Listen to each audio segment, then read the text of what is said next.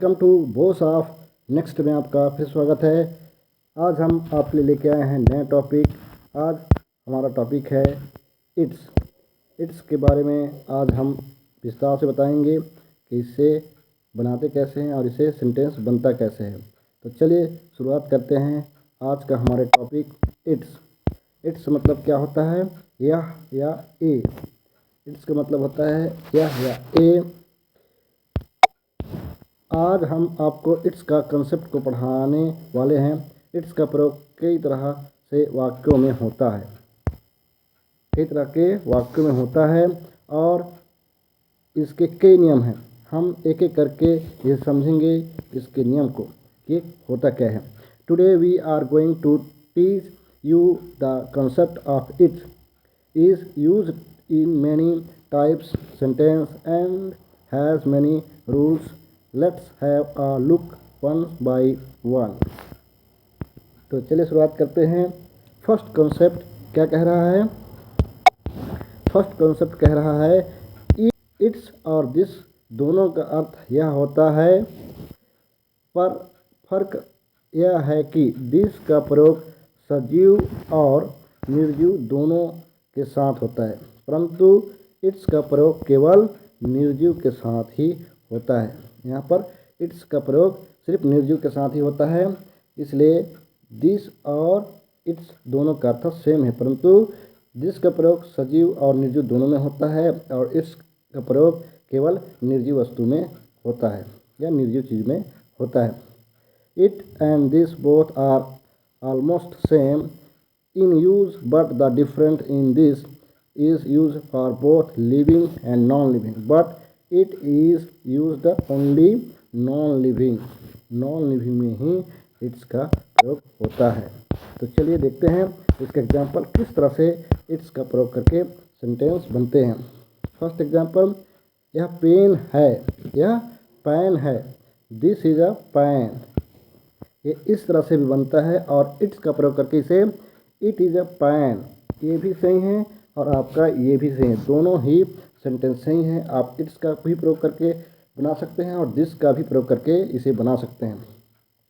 चलिए आगे बढ़ते हैं। सेकेंड एग्जाम्पल, यह मेरा दोस्त राम है, this is my friend Ram. ये जो है करेक्ट सेंटेंस है, दिस का प्रयोग करके यहाँ पर बनाया गया। फिर इसी को it is my friend Ram, ये जो है Ram, it is my friend, यह मेरा दोस्त राम है। यहाँ पर हम इट्स का प्रयोग नहीं कर सकते क्योंकि राम जो है लिविंग चीज़ है, मतलब जीवित चीज़ है, इसलिए हम इट्स का प्रयोग नहीं कर सकते क्योंकि रूल बताया गया है, क्योंकि इट्स का प्रयोग केवल निर्जीव चीज़ों के साथ ही करेंगे, सजीव साथ नहीं किया जा सकता। इसलिए यहाँ पर इट का प्रयोग करके इस सेंटेंस को नहीं बना सकते, यहाँ पर सिर्फ दिस का ही प्रयोग करके उस सेंटेंस को बनाएंगे।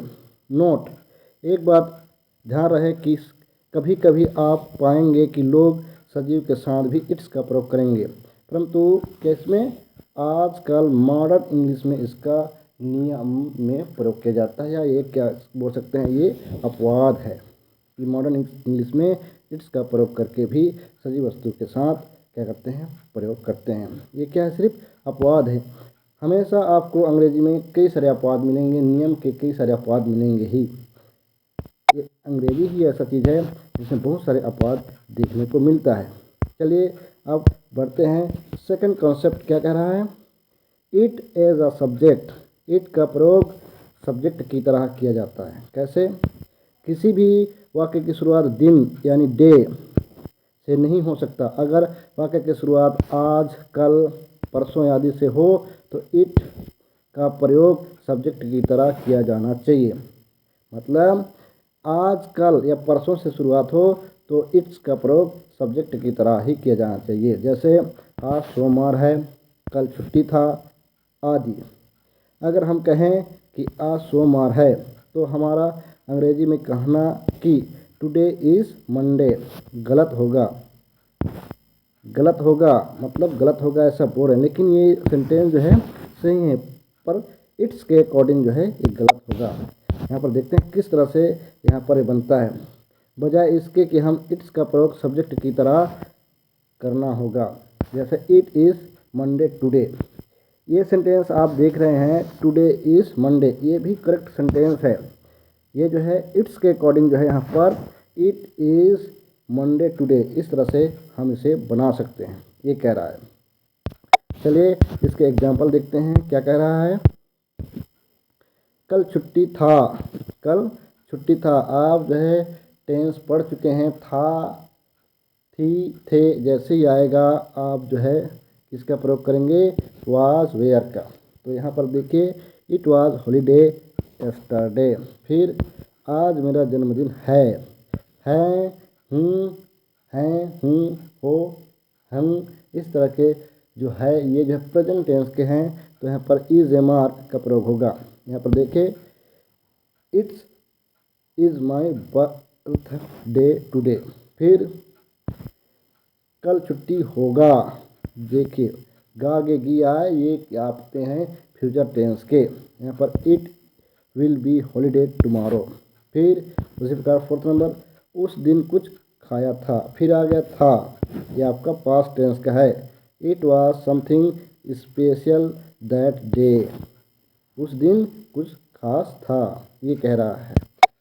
उम्मीद करता हूँ आपको ये समझ में आ रहा होगा इट्स का प्रयोग किस तरह से होता है। यहाँ पर फिफ्थ नंबर, परसों क्या था, what was it day before yesterday, फिर आपका क्वेश्चन मार्क। फिर छठवां, कल रविवार था, कल रविवार था। इट वाज संडे, इसे इस तरह से बना सकते हैं, इट वाज संडे, मतलब ये जो है इट्स का प्रयोग करके और हम दिस का प्रयोग करके भी इसे बना सकते हैं। उम्मीद करता हूँ कि कॉन्सेप्ट समझ में आ गया होगा, फर्स्ट कॉन्सेप्ट। चलिए अब देखते हैं थर्ड कॉन्सेप्ट क्या कह रहा है। समय हो चुका है या गया है, इसके लिए हैज़ बीन का प्रयोग करेंगे। समय हो चुका था, समय हो चुका था या गया था, तब हम हैड बीन का प्रयोग करेंगे। मतलब ये दो रूल हैं, इस दो रूल के अकॉर्डिंग ही हम जो है इट्स का प्रयोग करेंगे। मतलब समय हो चुका था या गया है, इसके लिए हैड बीन का, और समय हो चुका है या गया है, इसके लिए हम हैज़ बीन का प्रयोग करेंगे। It has, it as a subject, its का प्रयोग सब्जेक्ट की तरह किया जाता है। चलिए देखते हैं यहाँ पर ऐसे वाक्यों में इट्स का प्रयोग सब्जेक्ट की तरह होता है। एग्जाम्पल, 2 दिन हो गए हैं, 2 दिन हो गए हैं। यहाँ पर मैं बताया हूँ हैं के लिए हैज़ बीन का और था के लिए हैड बीन का। तो यहाँ पर इट हैज़ बीन 2 days। फिर सेकंड, 2 साल हो चुके हैं, इट हैज़ बीन 2 years। फिर इसका थर्ड, कई साल हो चुके थे, यहाँ पर आएगा it has been many years. इस तरह से ये बनेंगे। फिर आगे देखते हैं फोर्थ नंबर क्या है, सदियाँ बीत चुकी है, इट हैज़ बीन सेंचुरीज। फिर फिफ्थ नंबर, करीब 2 घंटे हो चुके हैं, it has been about 2 hours, 2 hours यहाँ पर बता रहा है। इस तरह से आप जो है इट से सेंटेंस बना सकते हैं। किस प्रकार से बनता है ये उम्मीद करता हूँ ये आपको समझ में आ रहा होगा। चलिए आगे बढ़ते हैं और अब मैं बताऊंगा कि इतना समय किसे लगा, मुझे, उसे या फिर किसी और को। इतना समय किसे लगा, मुझे या फिर किसी और को। यहाँ पर देखते हैं, not I will tell you who has taken this much time, it, me, him और हु। यहाँ पर देखते हैं एग्जाम्पल, मुझे 2 दिन हो गए हैं, मुझे 2 दिन हो गए हैं। यहाँ पर मतलब है आया है तो हैज़ बीन का प्रयोग होगा। It has been 2 days to me. फिर सेकेंड, राम को 6 साल हो गए हैं, it has been 6 years to Ram. फिर थर्ड नंबर, सीता को 5 महीने हो चुके हैं, यहाँ पर भी हैं, it has been 5 months to Sita. इस तरह से सेंटेंस बनेंगे। आगे देखते हैं क्या है इसका फोर्थ नंबर क्या कह रहा है, मुझे 3 साल हो गए थे, मुझे 3 साल हो चुके थे। थे जहाँ पर आएगा वहाँ पर हैड बीन का प्रयोग होगा। It has been 3 years to me. अब हम इन वाक्यों में कुछ और जोड़ देते हैं। अगर मैं कहूँ पढ़ते हुए रीडिंग, सोते हुए स्लीपिंग, खेलते हुए प्लेइंग, इस तरह से सेंटेंस को यहाँ पर जोड़ सकते हैं और बना सकते हैं। चलिए आगे क्या कह रहा है और देखते हैं कि इट्स का प्रयोग किस तरह से होता है। यहाँ पर सब्जेक्ट क्रिया को अभी भी कर रहा है। जब मैं कहूँ मुझे पढ़ते हुए 2 साल हो गए हैं, तो यहाँ पर सब्जेक्ट यानी मैं अभी भी पढ़ने का काम को कर रहा हूँ। ऐसे वाक्य में वर्ब का फर्स्ट फॉर्म प्रयोग किया जाता है। वर्ब का फर्स्ट फॉर्म साथ में ing का प्रयोग किया जाता है। पर अगर मैं कहूँ गए हुए, हैविंग गॉन, मतलब ये जो फर्स्ट फॉर्म है आपको वर्ब का। फिर देखते हुए हैविंग सीन, ये भी क्या है, फर्स्ट फॉर्म है। मिलते हुए हैविंग मीट, ये भी क्या है, फर्स्ट फॉर्म है। मतलब क्या बोल रहा है, वर्ब का फर्स्ट फॉर्म प्लस ing लगाकर उसे बनाना है। आगे यहाँ पर सब्जेक्ट क्रिया को कर नहीं रहा है, मतलब सब्जेक्ट जो है पहले कर रहा था, अब कर नहीं रहा है, बल्कि उसे यह काम किए हुए वक्त हो चुका है। मैं कहता हूँ मुझे पढ़ते हुए 2 साल हो गए हैं, तो यहाँ पर सब्जेक्ट यानी मैं पढ़ने के काम को 2 साल पूरा कर चुका है और साल वक्त बीत गया, मतलब 2 साल बीत चुका है। ऐसे में मैं हैविंग के साथ वर्ब का थर्ड फॉर्म का प्रयोग करूँगा, थर्ड फॉर्म का प्रयोग करके उसे बनाऊँगा। यहाँ पर देखते हैं एग्जाम्पल। मुझे 2 दिन हो गया है, मुझे 2 दिन हो गए हैं। It has been 2 days to me. फिर मुझे मिलते हुए 2 दिन हो गए हैं। It has been 2 days to meeting. यहाँ पर क्या बोल रहा है, यहाँ पर मैं 2 दिन से मिल रहा हूँ, जिस व्यक्ति से मिल रहा हूँ मतलब उसके हमारा जो है 2 दिन से मिलना जुलना हो रहा है। फिर थर्ड, मुझे मिलते हुए 2 दिन हो गए हैं, मुझे मिलते हुए 2 दिन हो गए हैं। It has been 2 days to me having met. इस तरह से यहाँ पर भी देखिए, ये जो है 2 दिन हो गए उनको मिलते हुए या बातें करते हुए 2 दिन हो गया। फिर राम 2 साल हो गए थे, यह थे आ गया, मतलब यहाँ पर हैड आएगा, यहाँ पर had. It had been 2 years to Ram. फिर आगे देखते हैं फ्यू मोर एग्जाम्पल, कुछ और उदाहरण देखते हैं। यहाँ पर 2 दिन हो गए तुम्हें देखे हुए, 2 दिन हो गए तुम्हें देखे हुए। यहाँ पर it has been 2 days having seen you. फिर आप सेकंड देखते हैं, 7 साल हो गए हैं उसके साथ रहते हुए। It has been 7 years living with him. इस तरह से ये होगा। फिर आपका थर्ड, कितने दिन हो गए हैं, question mark, how many days has it been, फिर आपका क्वेश्चन मार्क। इस तरह से ये सेंटेंस बनेंगे। फिर आगे बढ़ते हैं, फोर्थ नंबर क्या कह रहा है, कितना समय हो गया था, how much time had it been.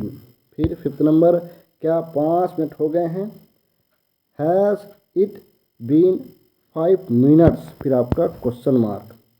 फिर छठवां, क्या सदियां गुजर गई है, क्या सदियां गुजर गई है। यहाँ पर देखें, क्या, हाँ गुजर गई, हमें पता है, इसलिए यहाँ पर आया है helping verb, has it been centuries. फिर आपका 7th नंबर, उसे 10 मिनट हो गए थे, it had been 10 minutes to him. फिर आपका 1 नंबर, मुझे बर्गर खाए 1 महीना हो गया है, मतलब बर्गर खाए हुए 1 महीना से ज़्यादा हो गया, ऐसा बोल रहा है। तो यहाँ पर देखिए, it has been a month to me having eaten burger.